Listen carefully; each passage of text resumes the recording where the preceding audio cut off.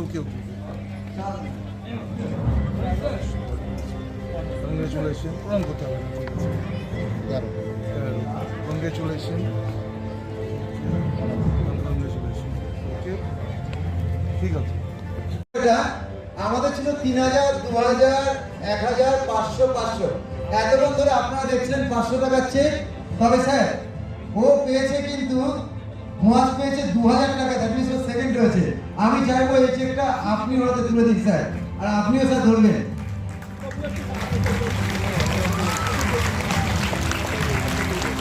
আজকে অভিভাবকদের প্রতি আমার একটা আবেদন, ছেলে মেয়েদেরকে আমরা অবশ্যই গাইড করি বা করেই চলেছি, ভবিষ্যতে করতে হবে, কিন্তু দিনকে দিন যেটা আমরা দেখছি মোবাইলের প্রতি ভালোবাসা গার্জেনদের আগে বেড়ে যাচ্ছে, তারপর বাচ্চাদের বেড়ে যাচ্ছে। আমার বিনম্র অনুরোধ, বাচ্চাকে বেশি ভালোবাসুন, মোবাইলকে নয়।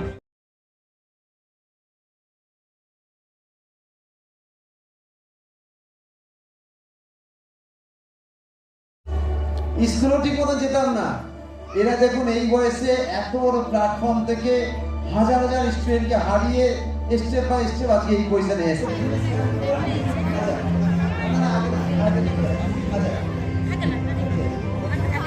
আচ্ছা, লালবাগ থেকে যে মাইন্ড বাংলাকে অসংখ্য ধন্যবাদ আমাকে এই প্ল্যাটফর্মে আমন্ত্রণ জানানোর জন্য, এবং আসতে পেরেছি আমার শিক্ষার্থীদের জন্য যারা ভালো রেজাল্ট করে র্যাঙ্ক করেছে, তাদের জন্য আমি এখানে এসেছি।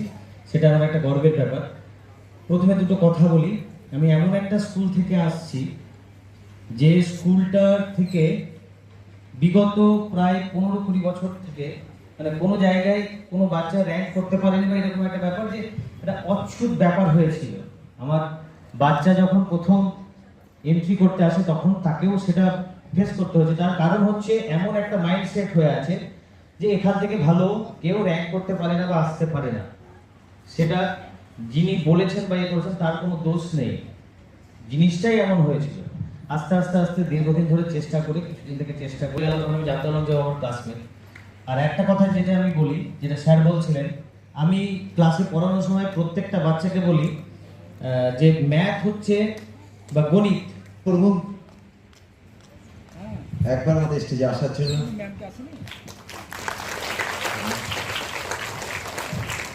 দেখুন, ইলিয়ন্স আইকনিক স্কুল থেকে আসছে সকল ছাত্রছাত্রীদের অভিনন্দন, কারণ তারা আস্তে আস্তে ভবিষ্যতের জন্যই কাণ্ডারি হয়ে উঠবে। আজ ছোট আছে, এই ছোট প্ল্যাটফর্ম থেকেই তাদের পথ চলা শুরু। ভবিষ্যতে তাদেরই মধ্যেই কেউ একজন হয়ে উঠবে কবিগুরু, কেউ হয়ে উঠবে। আমি শেষ করবো এই কথা বলে যে পৃথিবীতে জানার তো শেষ নেই, আর আমরাও যা জানি তার বাইরে অজানার জন্য ছুটে বেড়াই। পৃথিবীর সৃষ্টির আদিলগ্ন থেকে জানা থেকে অজানায় যাওয়ার জন্য মানুষের যে আকুতি, যে জ্ঞান অভিপ্সা, সেটা কিন্তু এখনো শেষ হয়ে যায়নি। তাই অ্যাবাকাসের মাধ্যমে আমাদের ছেলেমেয়েরা যে অঙ্ককে খুব কঠিন মনে করে, সেই অঙ্ককে অনেকটাই আয়ত্ত করতে পারছে এবং আগামী দিনেও পারবে।